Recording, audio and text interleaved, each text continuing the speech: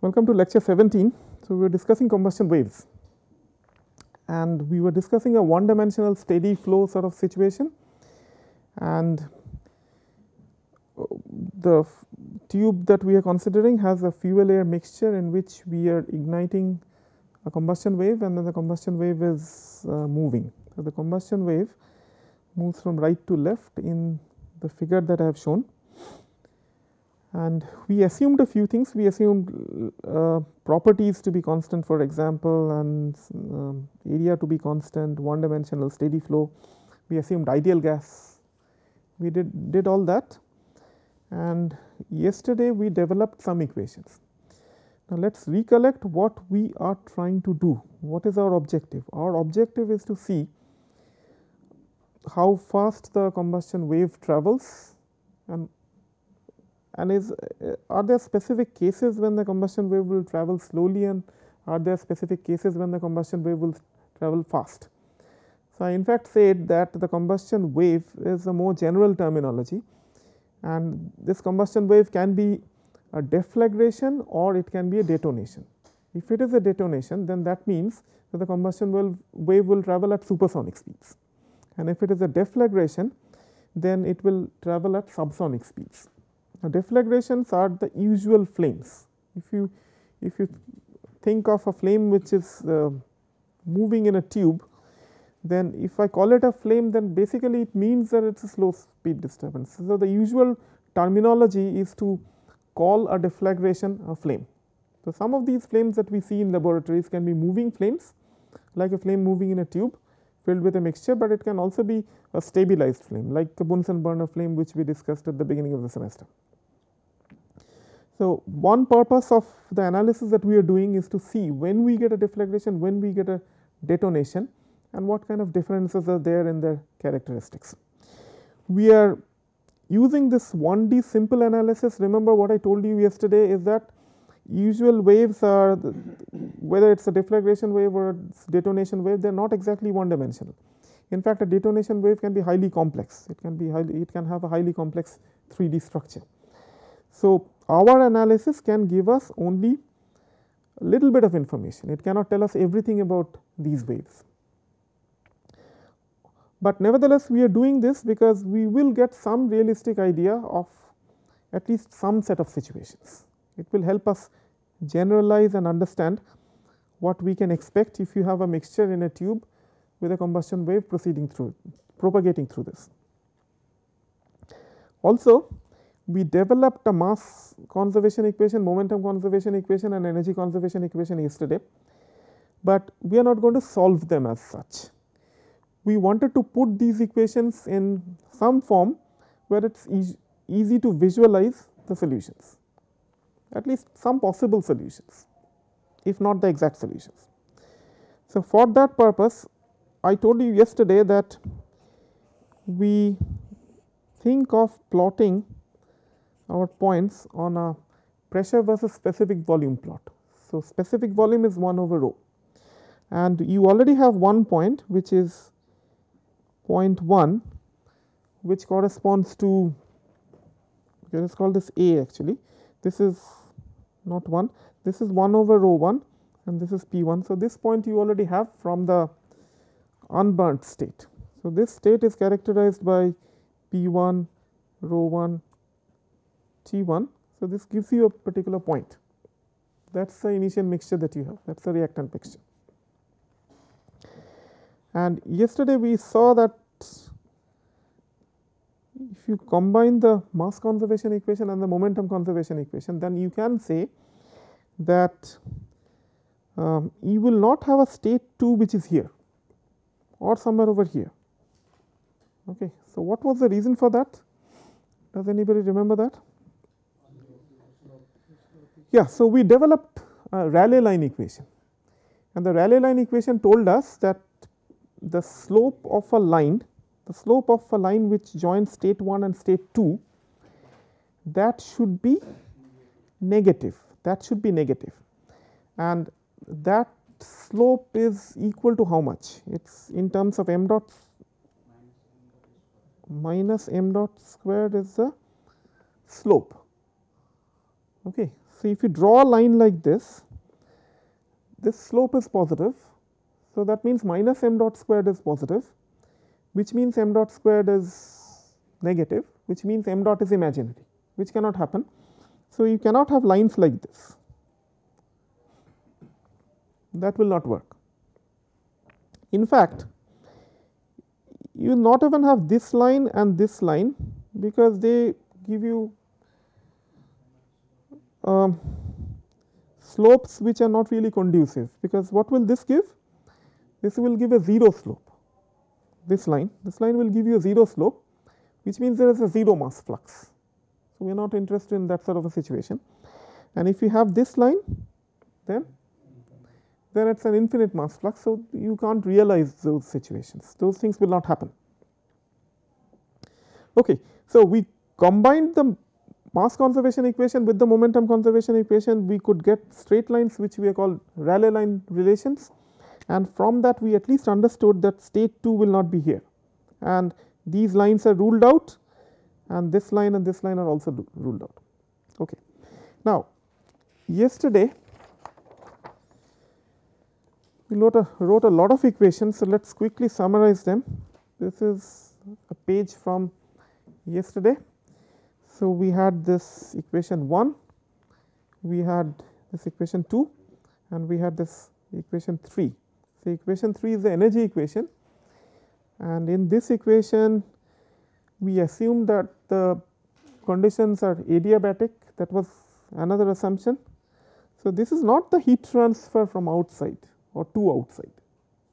Okay, this Q, this does not come from that Q dot Cv in the open system steady flow energy equation, it is not that, right. What is this small q? Kind of heat of reaction per unit mass of mixture. Heat of reaction per unit mass of mixture. Okay. And that heat of reaction, that heat of combustion actually corresponds to the standard state heat of combustion. So, 1 atmosphere 298 Kelvin. The effect of the sensible heating etcetera, those are taken care of by this CpT1 and CpT2. Okay. Because we had the Cp times T1 minus T ref and Cp times T2 minus T ref terms also. Okay. So, we remember these equations, and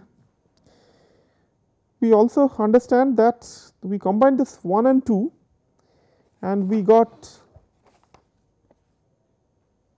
a Rayleigh line relation, and I asked you to check this out. Hopefully, some of you have got this. Okay. So, we got this one, which is gamma into m1 squared. M1 is a Mach number, which is u1 by c1, and c1 is the speed of sound in the unburnt mixture. So, it is gamma or T1. So, there was a question regarding whether we should write R1 and R2.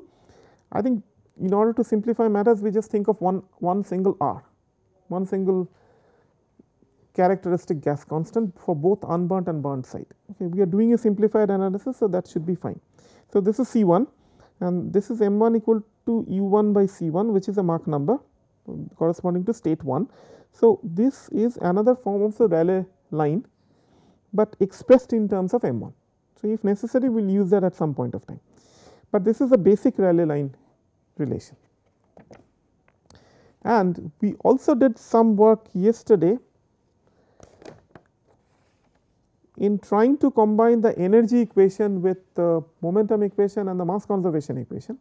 When we did all that, we got this, but actually even this I did not work through to the final expression. So, this I said that if you do some work, some steps if you work out on your own, then this is possible to show. Okay. So, this comes from the energy equation. Energy equation had CpT1, energy equation had CpT2. Cp was replaced in terms of gamma r divided by gamma minus 1, and then the Cp is multiplied by temperature. So, you get R into temperature, and that R into temperature was replaced in terms of P by rho. So, you did all that to get this. Again, hopefully, you have been able to verify this, and this is called a Rankine-Hugoniot relation. Now,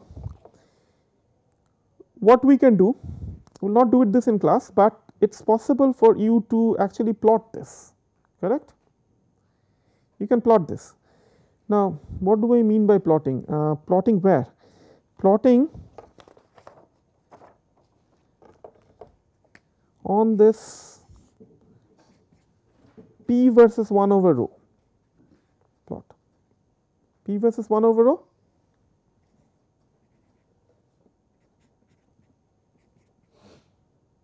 So, you have this point and you can choose a certain mixture that will give you some number for small q, this q, you will have some number, you have chosen a mixture. So, you have a small q and then you for various values of 1 over various assumed values of 1 over rho 2, you can actually calculate P 2, correct, using this relation, because you have q, you have P 1, you have 1 over rho 1. So, you choose various values of 1 over rho 2, this equation will give you P 2 values. Okay. So, if you do all that, then you will be able to get a graphical representation of this equation, and this equation will look like this. So, this is the Rankine-Hugoniot curve.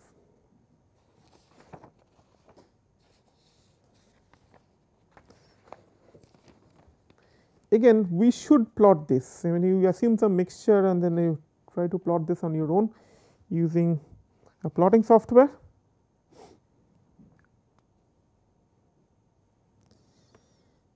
And this is Rankine-Hugoniot curve, and what we also do is we draw couple of tangents to the curve from this point A. So, let us call this point A. So, from here draw these tangents, these two tangents.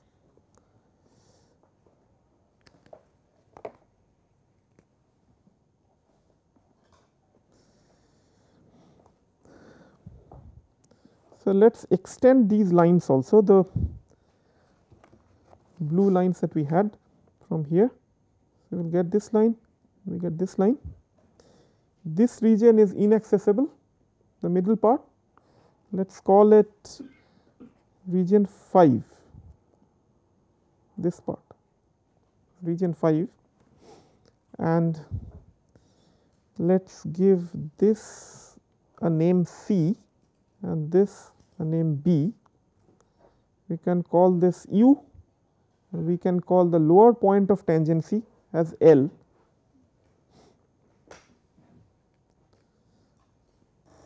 And this part is called region 1, this is region 2, this is 3, and this is 4.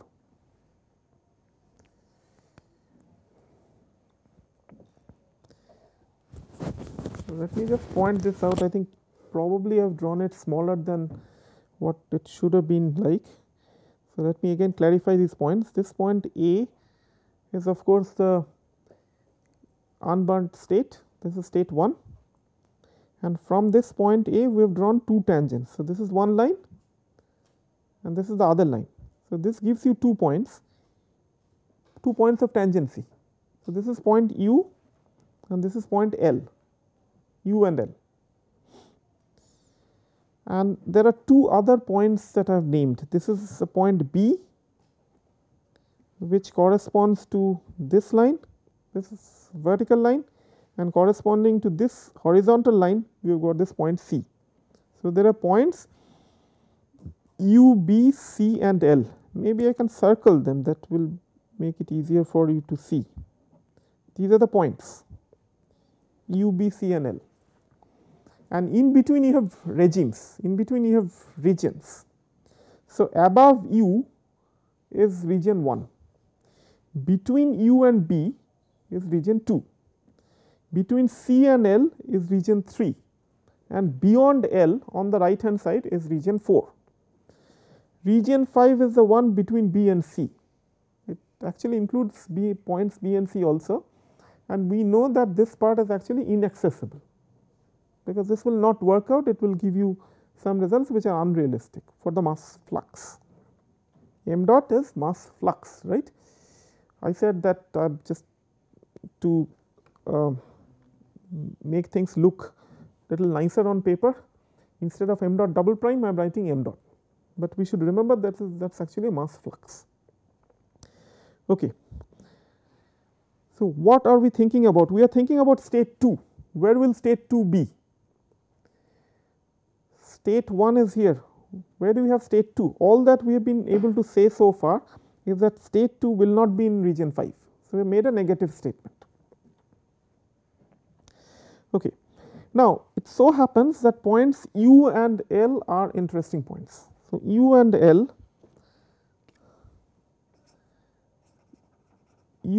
are important points, and these are known as Chapman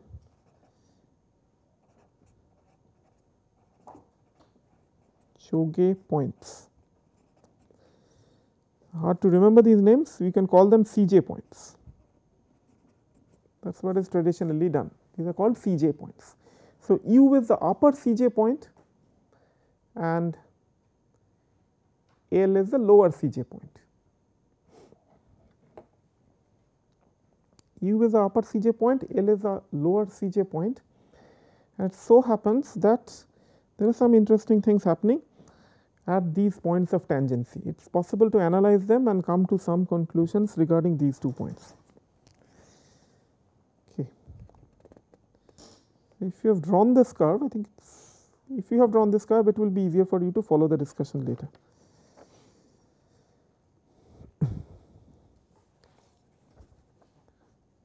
Let's see. Maybe we can use this here. Yeah. So, this is UNL, and we have this Rankine-Hugoniot relation, which gives you this curve. We have this Rankine-Hugoniot relation. Okay. So, if you take the Rankine-Hugoniot relation, assume that Q is a fixed quantity. Okay. So, that is heat of reaction per unit mass of mixture. So, that is just a number. If you just take that, then we can differentiate that Rankine-Hugoniot relation with respect to 1 over rho 2. So, differentiate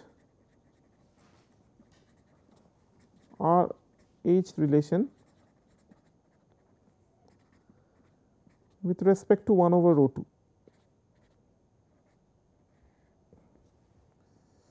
We can do that.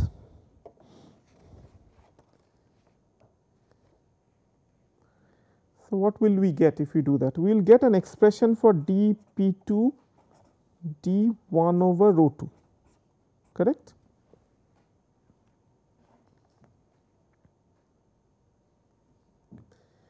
If you do the differentiation, what are we differentiating? We are differentiating this Rankine-Hugoniot relation. 1 over rho 1 and P1, these are known things. Q is also a known quantity. So, you are just differentiating this equation with respect to 1 over rho 2. So, you can get an expression for dP2 d1 over rho 2, correct? So, that is something, that is some expression which I will write in a few minutes, but dP2. So, this is from Rankine-Hugoniot. What I am going to write here is from Rankine-Hugoniot. Otherwise, also dP2 d1 over rho 2 is just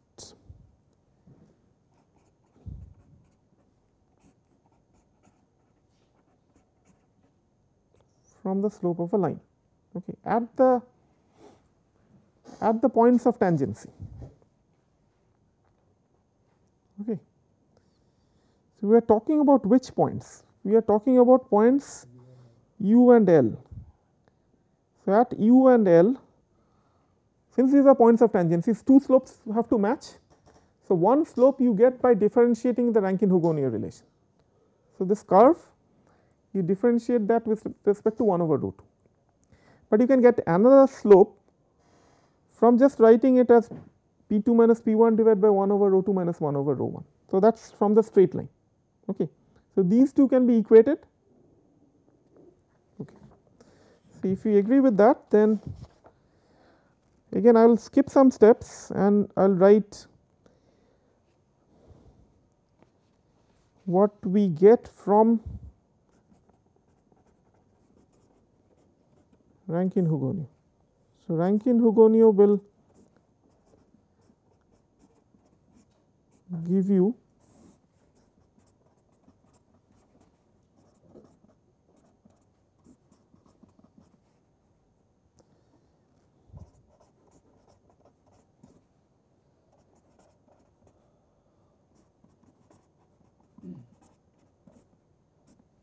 this,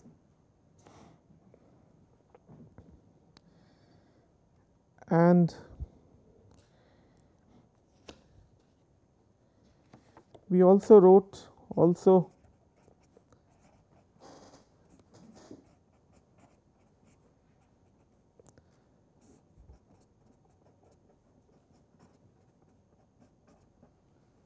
this. So, these two can be equated, this one and this one, these two can be equated.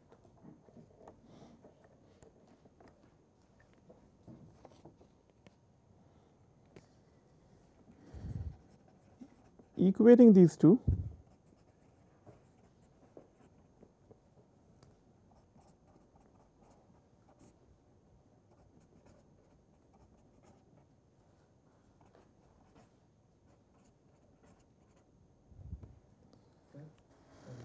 denominator is 1 by p or 1 by 4? 1 over rho. This is rho. I think my p's from RH. oh here these are all rows, these are rows, All rows. yeah these are rows, yeah. P's should have this part on the top, sometimes I am missing those, that is why they are looking more like rows. Okay, so equating these two we get this. So, these are valid where? At the Cj points.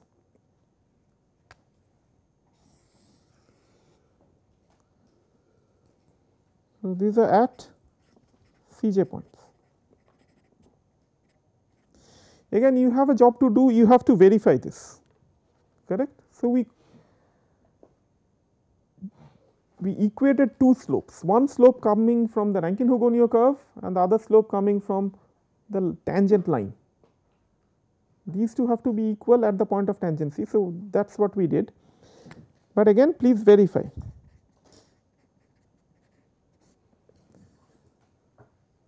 So, these are valid at the Cj points. Now,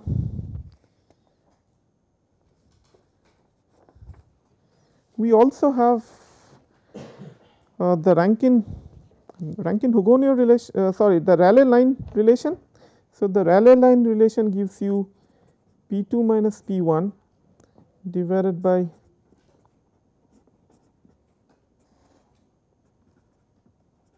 as this.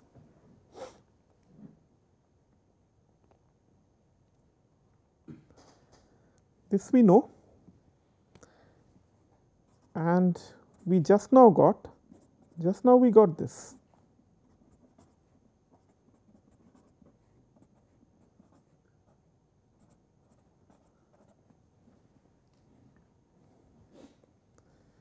Just a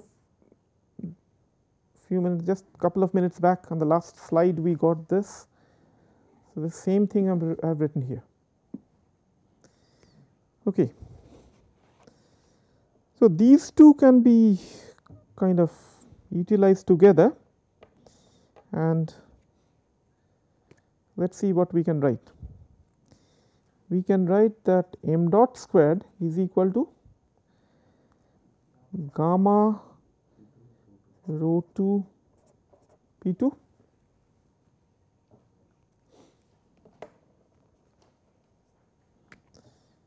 But this m dot squared is also rho 2 squared u 2 squared.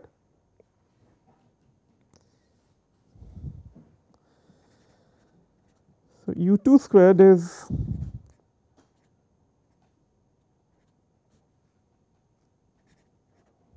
gamma P 2 by rho 2, and gamma p by rho has a name. What is gamma p by rho?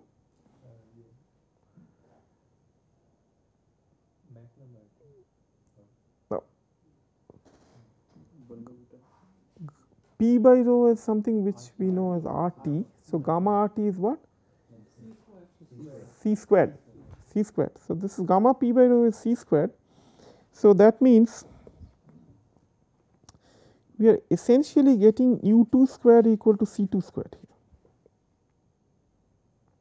here. u2 squared is equal to c2 squared, which implies m2 is equal to 1 at cj points. All right.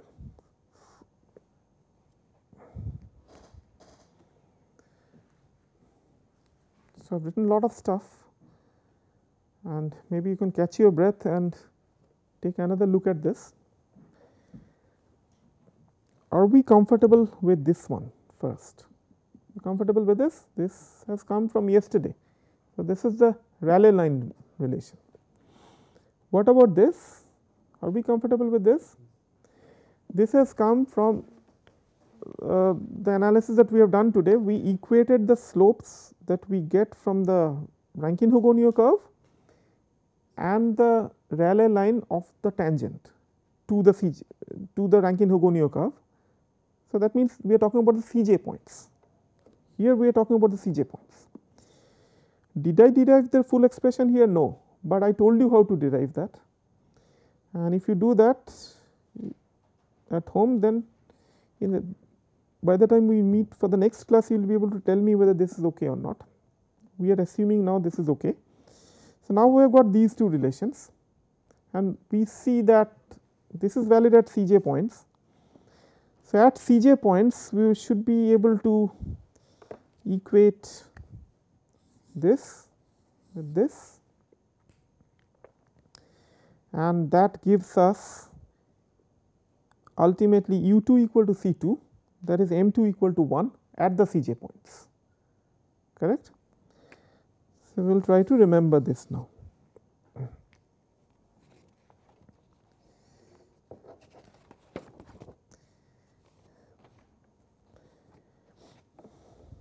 So, how does it help us? What are we actually discussing? We are discussing again the possibility of where state 2 will lie. That is the main job that we are doing. Now, let's draw the whole thing again. This time I plan to draw it bigger. Last time it was too small.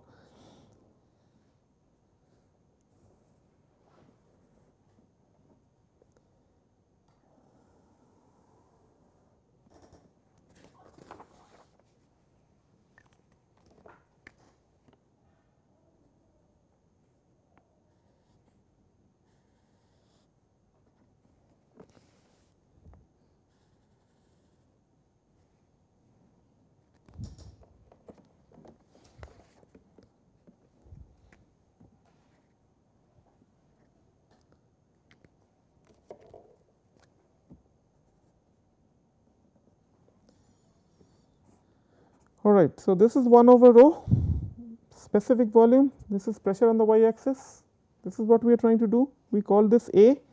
What do we call this one? This is B. We call this B and this C. We gave this region a number. So, this was 5 and this was here to here. So, this is 2, this is 1.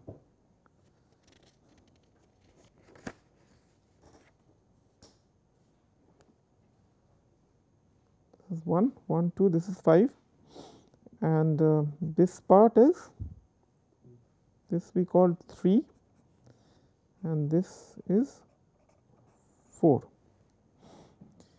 Again 5 is ruled out. We are trying to think about in which region 2 will lie. Okay.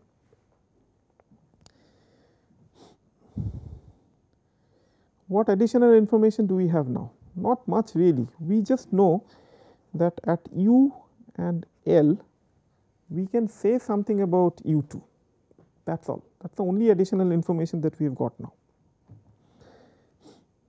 So, at U and this is capital U, at U and L, M2 is equal to 1. That is what I have done today. But if we do some more work, we should be able to say something about VW. Okay.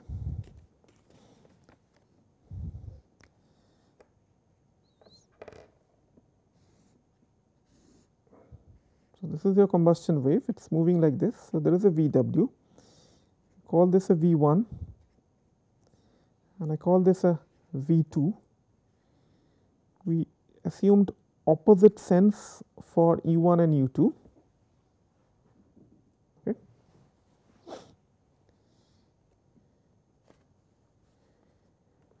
So, U1 should be VW minus V1 and U2 should be VW minus V2. And if we say that V1 is close to 0, then this is probably equal to VW.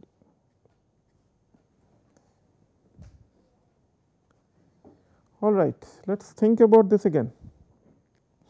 Where does this come from?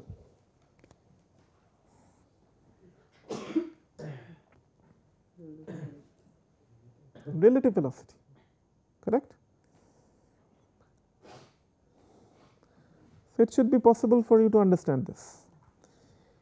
Just remember that the sense meaning the direction in which they are positive, that is the opposite between U and V.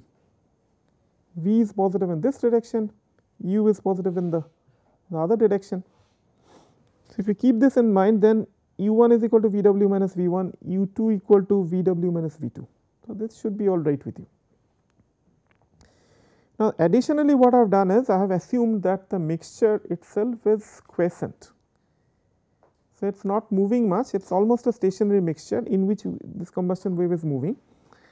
So, normally it is okay to say that V1 is 0, V1 is close to 0, V1 is really small. Okay. So, if that is the case, then U1 is VW and U2 of course is VW minus V2. So, let us keep this in mind. We are trying to say something about VW, that is one of our objectives. Now, just think about it, think about what we have done today. We have in fact been able to say something about U2, correct, only at 2 points, but at least at points U and L we have been able to say something about U2. U2 is equal to C2 at those points, giving you Mach number equal to 1. All right. So, we have some information on U2. So, what I am hoping is that maybe knowing this U2 at the Cj points, I may be able to say something about VW. That is my hope. All right, but still this more work needs to be done. So, let us see what else can be done. So, let us analyze regions 1 and 2. Again, it is not possible to show you the plot every time. Hopefully, you have it in your copies and you can refer to that plot which you have in your copies. So, for regions 1 and 2, where are regions 1 and 2? Region 1 and 2 are above B, above B. Okay. So, for regions 1 and 2, we can say that 1 over rho 2 is less than 1 over rho 1, correct.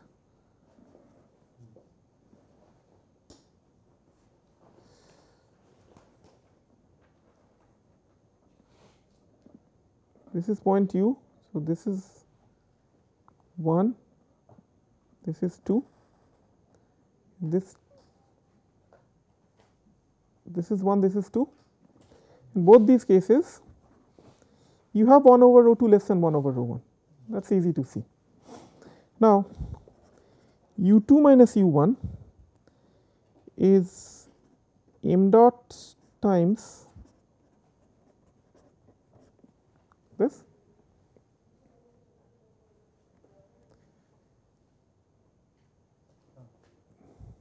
okay. So, this tells you that u2 minus u1 is less than 0. So, u1 is greater than u2.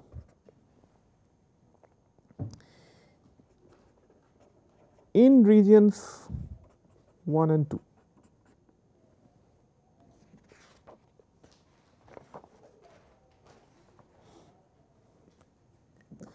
In fact, regions 1 and 2 correspond to detonation branches. These are called detonation branches on the Rankine-Hugoniot curve.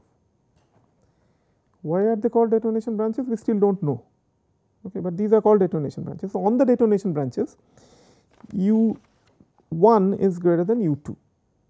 What we have just now derived is u1 is greater than u2.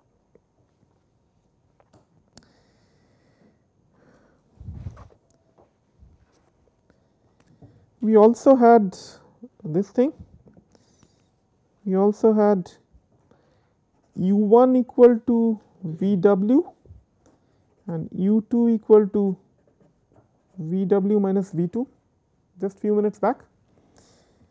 That is from the relative velocity thing, right. u1 is Vw minus V1 and V1 is 0 because we assumed that the mixture is quiescent, it is not moving much.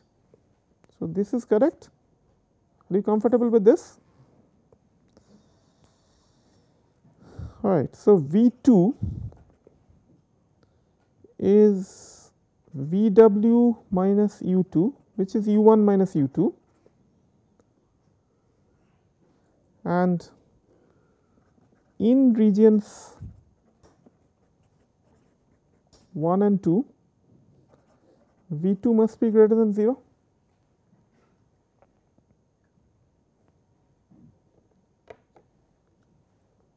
How? In regions 1 and 2, u1 is greater than u2.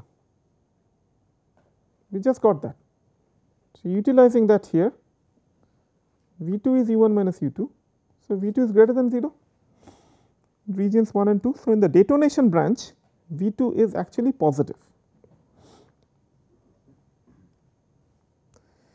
What was the sense that we assumed for V2?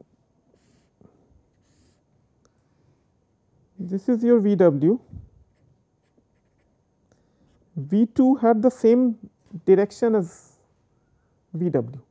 So, that because we are getting V2 greater than 0, it means that the burnt gases will follow the combustion wave. If you got V2 negative, then that would have meant that the burnt gases are moving away from the combustion wave. That hasn't happened, okay. We just assumed some sense for V1 and V2, some direction in which they are positive. So, it now for regions 1 and 2, it is saying that V2 is positive. So, that means this direction is okay for V2, which means that in regions 1 and 2, which are the detonation branches, the burnt gases will follow the combustion wave. Okay. Burnt gases will follow the combustion. Now, additionally, we can do something about u. At u, what will we get? At u, we know that u2 equal to C2 and Vw is what? Let us write this, V2 equal to, no, I will make it simpler for you, u2 equal to Vw minus V2. Okay. So, Vw is V2 plus u2, and this is from the relative velocity thing, and that means Vw is V2 plus u2, just taking this V2 this side, and at u, if we consider u, then Vw is C2 plus V2. What does it mean? At u, we also expect that V 2 is greater than 0. At u, because we talked about this branches 1 and 2, detonation branch. So, u is included there and V 2 is greater than 0. So, that means V w is C 2 plus V 2 means it is actually greater than C 2. See, it need not have been like that if V 2 was negative. If V 2 was negative, then V w would have been less than C 2. If V 2 was negative, then V w would have been less than C 2, but we have already proved that V 2 is greater than 0 in the detonation branches, including point u. So, V w is greater than C 2.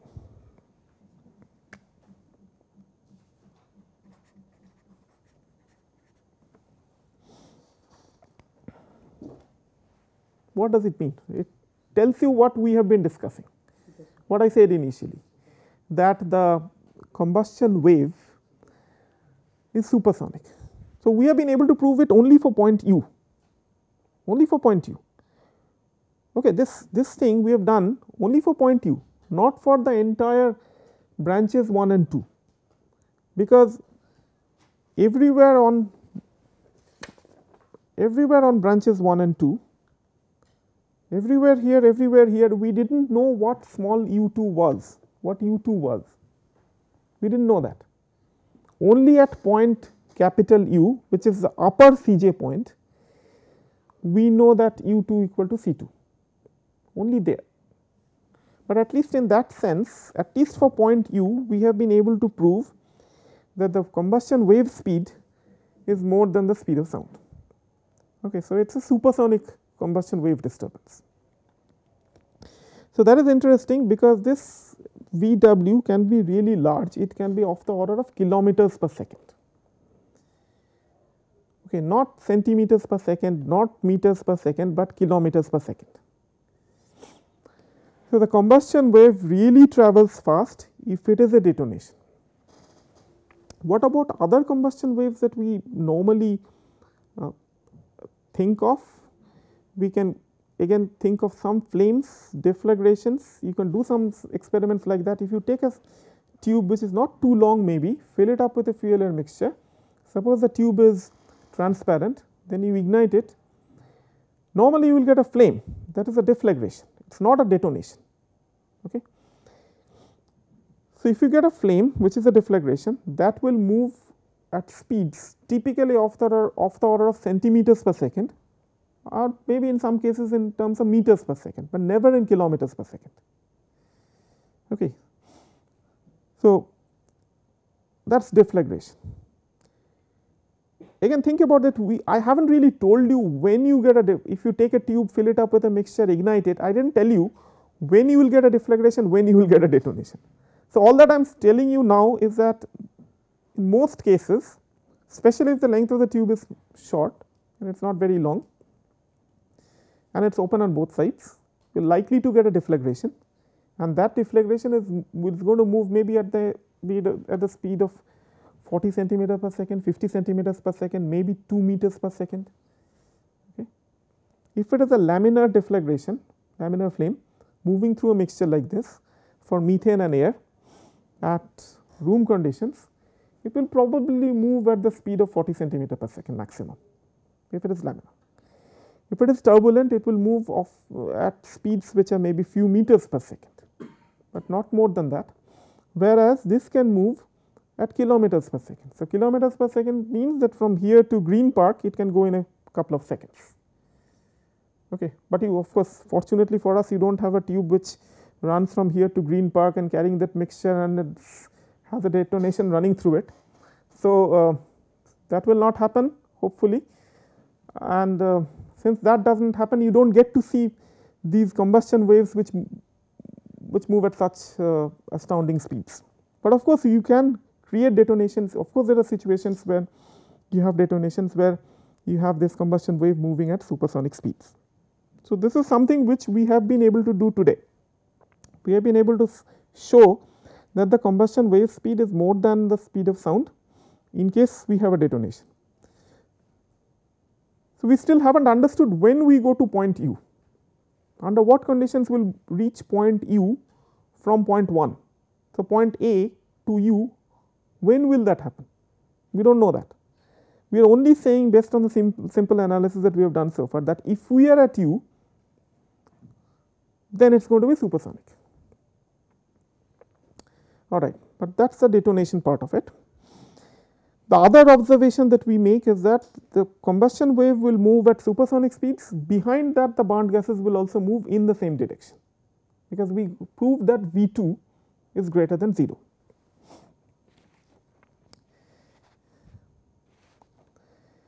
Okay. Now, let us go back to this curve, which is the Rankine-Hugoniot curve. So, what we are actually saying is that this is point A corresponds to state 1 and state 2 will lie somewhere over here on this line. It cannot be outside, okay, because the solution has to satisfy the Rankine-Hugoniot relation. So, the solution has to be on state or has to be on the Rankine-Hugoniot curve. Which curve does it look like? What type of curve do you think the Rankine? Parabola? Hyperbola. Okay. So, it looks like a hyperbola, does not it? Convince yourself that it is a hyperbola. And as I said, you should plot this. So, we should try to do this sometime. Okay. Now, in this, these regions also have names. Region 1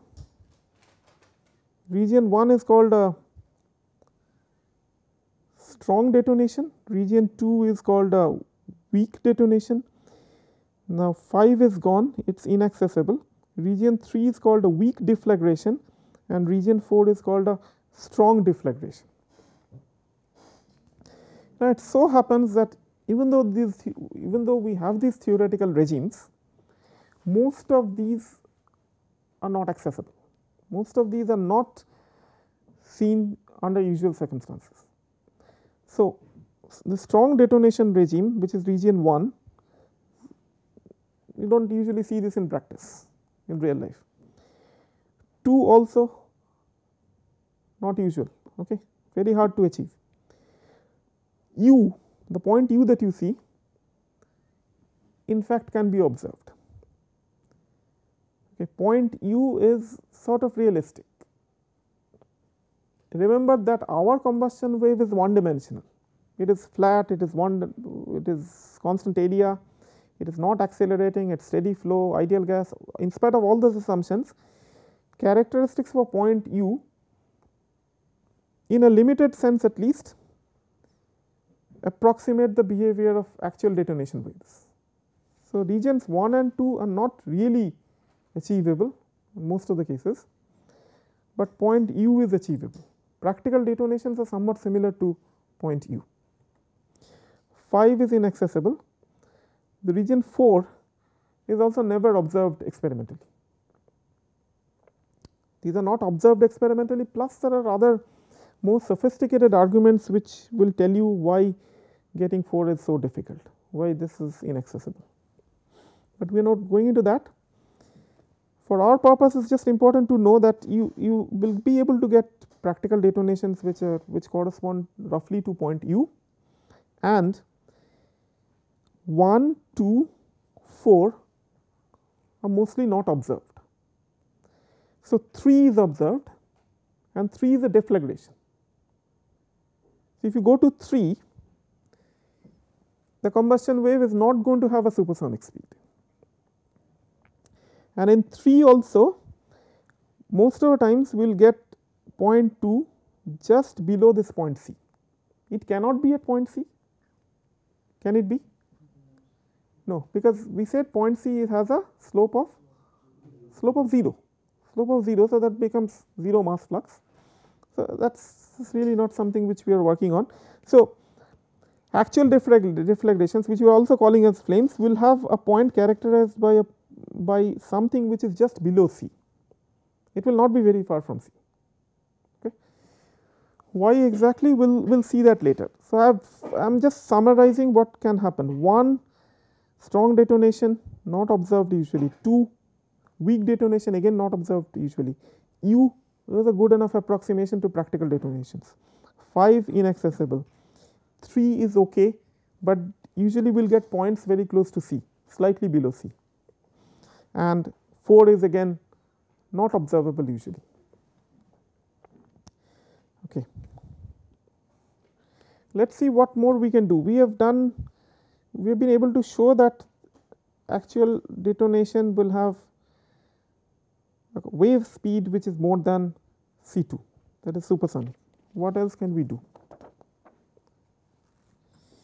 We can also think about region 3. Region 3 is that part below C. In region 3,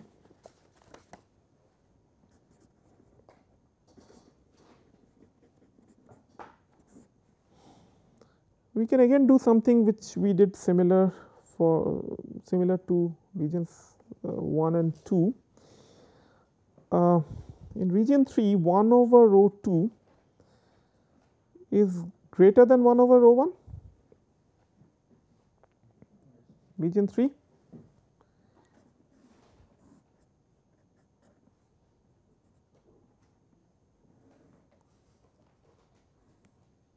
Region 3 is here.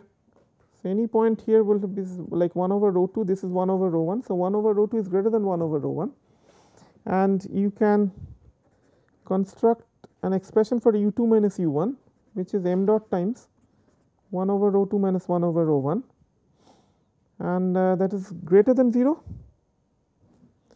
So, that means u1 minus u2 is less than 0. Okay. What else can we say about this region 3?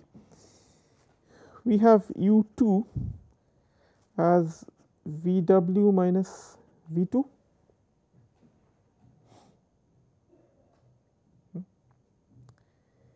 and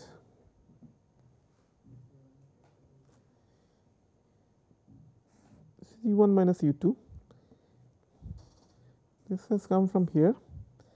This has come from the relative velocity definition, and Vw is same as u1. Vw is same as u1. So, u2 is u1 minus v2. Okay. So, u1 minus u2 is v2,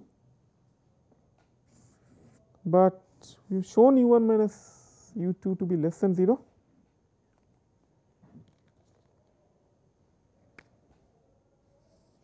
It is less than 0. That means u1 minus u2 is equal to v2, and v2 is less than 0, correct? v2 is less than 0.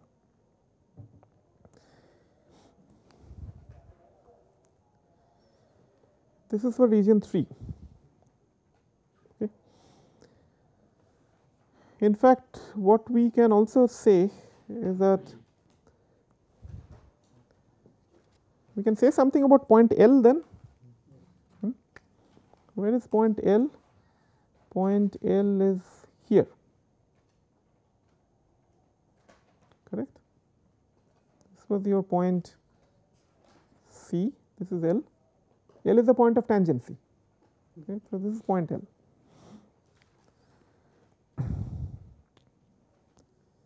So, u1 is u2 plus v2, and u2 is C2.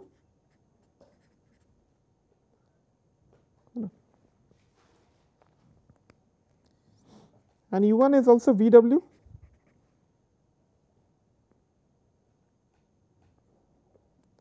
and V2 is less than 0. So, Vw is less than C2, subsonic. So, this is subsonic. One thing that you might be wondering is that did we actually show that u2 equal to C2? Did we? Yeah. So, what we proved u2 equal to C2, is that only for point u, capital U? No, at both the Cj points, at both the Cj points, because we use the tangency condition. slope of the Rayleigh line and the slope of the Rankine-Hugoniot curve. We matched these two to get some characteristic of those 2 points. So, at those 2 points which we call the Cj points, u2 turned out to be equal to C2. So, that is applicable to L also. So, that means we can write u2 equal to C2 and V2 is negative, and if V2 is negative, Vw is actually less than C2. That means we have a subsonic disturbance. The other thing that you can see is that V2 is negative here. So, that means the burnt gases move away from the combustion zone, combustion wave. The combustion wave, the way I had drawn it, I have assumed that the combustion wave is moving from right to left, and now V2 was also assumed to be in the same direction, moving from right to left, but V2 has turned out to be negative in this case for region 3. So, that means the burnt gases are in fact moving away from the combustion wave. So, this is a fundamental difference between what you get in detonation and what you get in deflagration. Okay. So, we will just close today by summarizing what we have learned today. That is all. There is still some more work left. Let us see. We have point A, which corresponds to state 1, that is the unburnt mixture, and in the last class we had been able to show that the middle region, the BC, that region 5 is not going to work for us. Okay. Today we have learned that you can draw 2 tangents and generate these 2 points L and U, and with the help of the points U, B, C and L, all these 4 points U, B, C and L, with the help of these points you can divide the Rankine-Hugoniot curve into 5 regions, and the top 2, that is regions 1 and 2, are the detonation branches. These are 2 detonation branches of the Rankine-Hugoniot curve. On the other hand, if you look lower down to your right, regions 3 and 4 are the deflagration branches. Okay. We have understood this to some extent. We have not been able to derive everything for regions 1, region 2, region 3, region 4, but we could say something about points U and L. So, U belongs to the detonation part of the Rankine-Hugoniot curve, L belongs to the deflagration part of the Rankine-Hugoniot curve. So, you can make out that okay, if we say something about U and L, probably this will give us some understanding, and at both U and L, U2 equal to C2, that is Mach number is equal to 1. Mach number equal to 1 means that the relative velocity of the burnt gases with respect to the combustion wave, which is U2, is equal to the sonic speed, right, sonic speed corresponding to state 2, which we are calling C2.